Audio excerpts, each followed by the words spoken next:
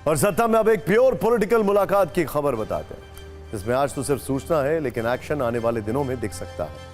दरअसल अक्टूबर नवंबर में महाराष्ट्र में विधानसभा चुनाव है, उससे पहले नेता नए नए ठिकानों की तलाश में लग गए। एनसीपी अजीत गुट के नेता छगन भुजबल जब आज एनसीपी पवार गुट के अध्यक्ष शरद पवार से मिले, भुजबल सुबह 10:21 पर शरद पवार के घर पहुंचे। यहां दोनों नेताओं के बीच करीब 1.5 घंटे तक बातचीत हुई। एनसीपी में विभाजन के बाद यह पहली बार था जब शरद पवार और भुजबल की बैठक हुई थी। खास बात है कि भुजबल ने प्रफुल्ल पटेल के अलावा किसी और को शरद पवार से मुलाकात की जानकारी नहीं दी थी।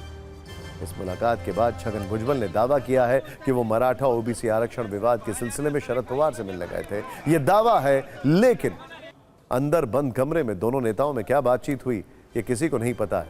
ऐसे में इस मुलाकात के बाद दो बड़े सवाल हैं। क्या अक्टूबर नवंबर में होने वाले विधानसभा चुनाव से पहले छगन भुजबल शरद पवार के साथ जा सकते हैं? अगर शरद पवार के साथ जा सकते हैं तो उन्होंने 24 घंटे पहले ही शरद पवार पर जुबानी फायरिंग क्यों की थी?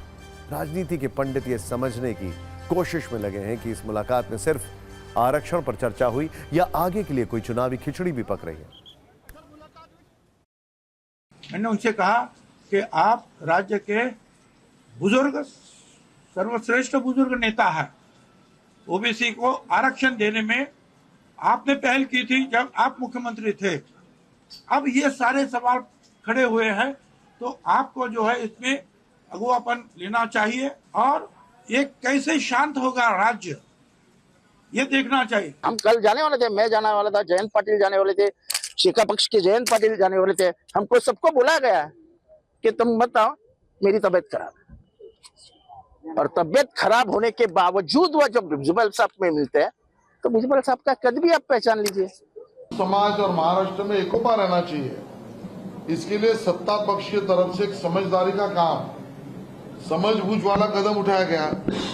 सरकारी पक्ष के एक मंत्री स्वयं विपक्ष के बड़े नेता को मिलने गए। ये समझबूझ है, समझदारी है। जिनको लगता है ये समझदारी दुर्बलता है, वो लोग मूर्ख है। अब आपको बता दें कि छगन भुजबल की गिनती कभी शरद पवार के करीबियों में होती थी। अजीत पवार की अगुवाई में हुई बगावत के बाद वह एनसीपी के अजीत पवार गुट में शामिल हो गए। ऐसे में उनकी इस मुलाकात को अलग अलग एंगल से देखा जा रहा है। खुद भुजबल का दावा है कि यह मुलाकात सिर्फ मराठा आरक्षण के मुद्दे पर थी।